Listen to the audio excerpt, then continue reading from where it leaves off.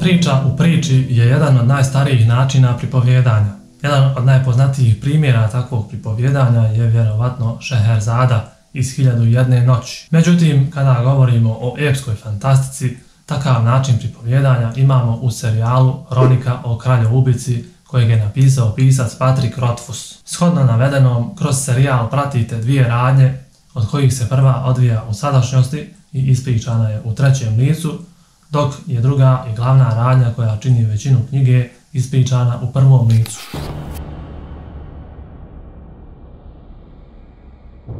Patrick Rothfuss je počeo pisati ovaj serijal pod naslovom Pjesma plamena i groma, ali ime je promijenjeno jer mu se nije svidjelo, kao i da bi se izbjegla zabuna sa serijalom Georgea Martina koji nosi naziv Pjesma leda i vatre. Ovo je priča o najvećem čarobnjaku svoga doba koji je nestao sa lica zemlje, ali legende o njegovim poduhvatima kruže i postaju sve nevjerovatnije. Svijet u kojem se odvija priča ovog serijala se zove Temerant. Radnja se odvija u gostionici kraj Putaš. U toj gostionici okupljaju se ljudi nakon napornog dana i tu pričaju razne priče. U tu gostionicu će put navesti putujućeg hroničara izgubljenog vremena i zaboravljenih događaja. Hroničar je uvjeren da je vlasnik ove gostionice čovjek koji sa jednom riječu može da prizove vjetar, a koji je nestao iz nekog razloga sa lica zemlje. Vođen ovim saznanjem, hroničar pokušava da ubijedi vlasnika gostionice da mu ispriča svoju životnu priču.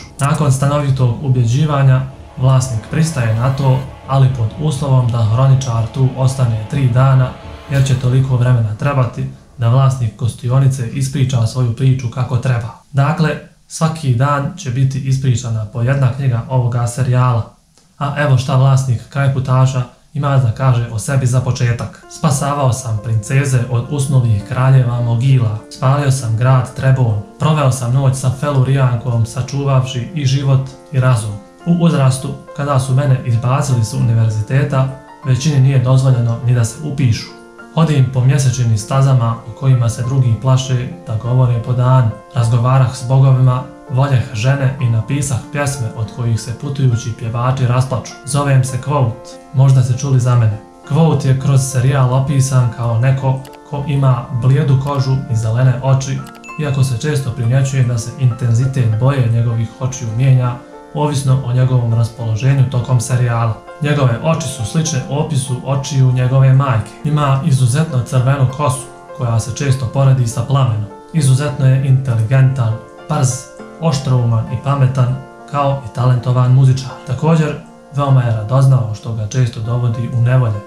On je temperamentan, brzoplet i često nepromišljen. Quote je rođen kao Edema Ru, a to su putujući izvođači, glumci, akrobati, muzičari, mađioničari i sl. Ovaj naziv nose zbog toga što nemaju svoju zemlju. Edema Ru ne uživaju preveliko povjerenje među ljudima. Quote putuje sa svojom porodicom i sunarodnjacima sve do trenutka kada im se put ukrsti sa čendrijenima. Ko su ili šta su čendrijeni? O tome postoje različite priče i legende, ali niko ne voli da priča o njima.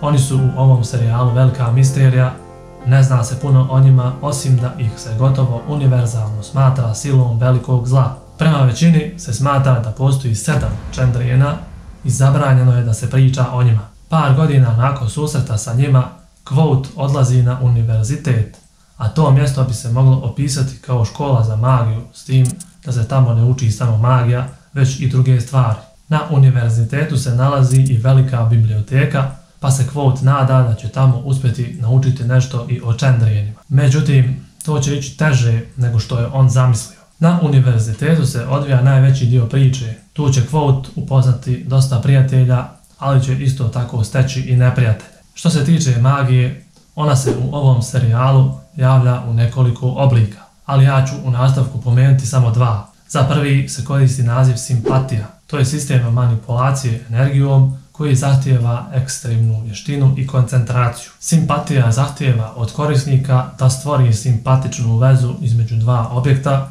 tako da će sve što se uradi jednom objektu utjecati na drugi. Na primjer, ako simpatičar stvori simpatičnu vezu između 2 novčića, on može pomjeriti oba novčića na jednaku udaljenost primjenom sile samo na jedan. Drugi oblik magije koji ću pomenuti se naziva imenovanje. To je disciplina u kojoj se percipira pravo ime osobe, mjesta ili stvari i kroz to razumijevanje stiče apsolutna kontrola nad subjektom. Onaj ko posjeduje ovu moć može je koristiti na razne načine. Na primjer, prirodne sile poput vjetra mogu biti pozvane da izvrše njegove naloge. Hronika o kraljoubici je prije svega iskrena ljudska priča o samootkrivanju, prijateljstvu, ljubavi, tragediji i herojstvu ispričana uvjerljivim tonovima humora, ljutnje, žaljenja i strasti koja nam polako razotkriva istinitu priču iza jedne legende. Quoth je veoma živ i uvjerljiv lik, na izgled savršen, a ipak pun mana koje su vještim jezikom njegove naracije provučene kroz priču i ostavljene čitaocu da ih uoči.